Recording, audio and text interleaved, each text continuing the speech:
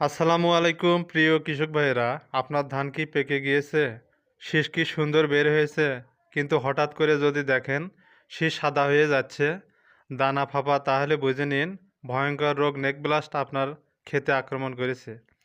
বন্ধুরা, আজকের ভিডিওতে জানাবো নেক ব্লাস্ট কি, কেন হয়, কখন বেশি হয় এবং সবচাইতে গুরুত্বপূর্ণ মুহূর্তে কিভাবে নিয়ন্ত্রণ করবেন। নেক ব্লাস্ট কি? নেক ব্লাস্ট হলো একটি মারাত্মক ছত্রাকজনিত রোগ। এই রোগ সাধারণত ধানের শীষ বের হওয়ার সময় আক্রমণ করে। এই রোগের লক্ষণ আপনারা আপনাদের জমিতে দেখবেন, কৃষক ভাইয়েরা, ধানের শীষ সাদা হয়েছে। আপনারা লক্ষণগুলো দেখবেন যে কারেন্ট পোকা আক্রমণ করেছে নাকি আজরা পোকা আক্রমণ করেছে। আপনাদেরকে যদি দেখাই, এই দেখেন শীষটি, শীষের গোড়ায় নিচে সম্পূর্ণ কালো দাগ দেখা যাচ্ছে। এটি মারাত্মক নেকব্লাস্ট রোগ। শীষের গোড়ায় কালচে বাদামি দাগ দেখা যায়, শীষ শুকিয়ে যায় বা সাদা হয়ে যায়, দানাগুলো পুষ্ট হয় না, ফাঁপা থাকে, এক কথায় ধান খেতে সুন্দর কিন্তু ভেতরে কিছুই নাই। কেন হয় নেকব্লাস্ট? এই রোগ হওয়ার পেছনে কিন্তু বড় কারণ আছে, যেমন আমাদের দেশের কৃষক ভাইয়েরা জমির গোছাগুলো মোটা থাকে, জমি সবুজ থাকে, তারপরেও অতিরিক্ত ইউরিয়া সার ব্যবহার করে।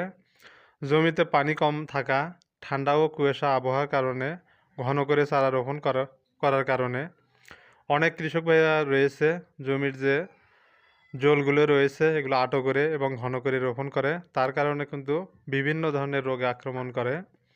বিশেষ করে বড় মৌসুমে এই রোগ বেশি দেখা যায়। নেক ব্লাস্ট ধানে কখন আক্রমণ করে?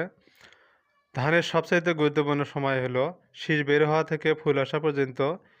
এই সময়ে সতর্ক না থাকলে তাহলে 50% পর্যন্ত ফলন নষ্ট হয়ে যেতে পারে।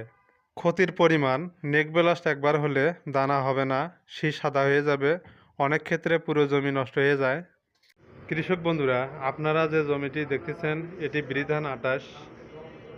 এই জমিতে নেক ব্লাস্ট আক্রমণ করেছে। অপর পাশে যদি আমি একটি জমি দেখাই, আপনারা দেখেন এই জমিতে কিন্তু এখনও নেক ব্লাস্ট আক্রমণ করতে পারেনি। তাই আপনারা আগাম এই জমিগুলো স্প্রে করবেন, তাহলে আর নেক ব্লাস্ট আক্রমণ করতে পারবে না। এই রোগ হলে নিয়ন্ত্রণের উপায়। এখন আসি সবচাইতে গুরুত্বপূর্ণ অংশে, সঠিক ছত্রাকনাশক ব্যবহার। এই রোগ আক্রমণ করলে সঠিক ছত্রাকনাশক ব্যবহার করতে হবে।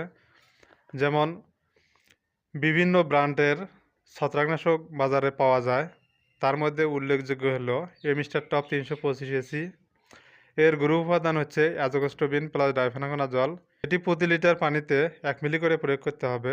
তারপর আপনারা নাটিভো 75WG প্রয়োগ করতে পারেন। এর গ্রুপ উপাদান হচ্ছে টেবুকোনাজল প্লাস টাইফ্লক্সোস্ট্রবিন। প্রতি লিটার পানিতে 5 গ্রাম করে প্রয়োগ করতে হবে। এছাড়া বাজারে বিভিন্ন প্রকার ছত্রাকনাশক কিনতে পাওয়া যায়, আপনাদের হাতের নাগালে এই গ্রুপের যে কোনো ছত্রাকনাশক প্রয়োগ করতে পারেন। কখন স্প্রে করবেন? শীষ বের হওয়ার শুরুতে, 5 থেকে 7 দিন পর আবার প্রয়োজনে দিতে হবে, এতে রোগ নিয়ন্ত্রণে আসবে। যদি প্রথম স্প্রে করলে রোগ নিয়ন্ত্রণ না আসে, তাহলে পরে 5 থেকে 7 দিনের মধ্যে আবার স্প্রে করবেন, তাহলে ইনশাল্লাহ এই রোগ নিয়ন্ত্রণে আসবে। জমির পরিচর্যা: জমিতে হালকা পানি রাখুন, অতিরিক্ত ইউরিয়া সার বন্ধ করুন, জমির পরিষ্কার রাখুন। এই রোগ আক্রমণ করলে যে ভুলগুলো করবেন না, যে ভুলগুলো করলে আপনার ক্ষতি নিশ্চিত: দেরিতে স্প্রে করা, বেশি ডোজ দেওয়া, রোগ দেখা দেওয়ার পর অপেক্ষা করা। মনে রাখবেন, আগে প্রতিরোধ পরে চিকিৎসা। শীষ বের হওয়ার আগেই একবার প্রতিরোধমূলক স্প্রে করলে নেক ব্লাস্ট আসতেই পারবে না আপনার জমিতে। প্রিয় কৃষক ভাইয়েরা, ধানের শেষ সময়টা সবচাইতে গুরুত্বপূর্ণ। এই সময় একটু ভুল মানেই সারা বছরের পরিশ্রম শেষ। তাই আজকেই আপনার জমি চেক করুন, লক্ষণ দেখলে ব্যবস্থা নিন। ভিডিওটি ভালো লাগলে একটি লাইক দিন, শেয়ার এবং সাবস্ক্রাইব করতে ভুলবেন না। সবাই ভালো থাকবেন। আবার দেখা হবে নতুন কৃষি টিপস নিয়ে। আল্লাহ হাফেজ।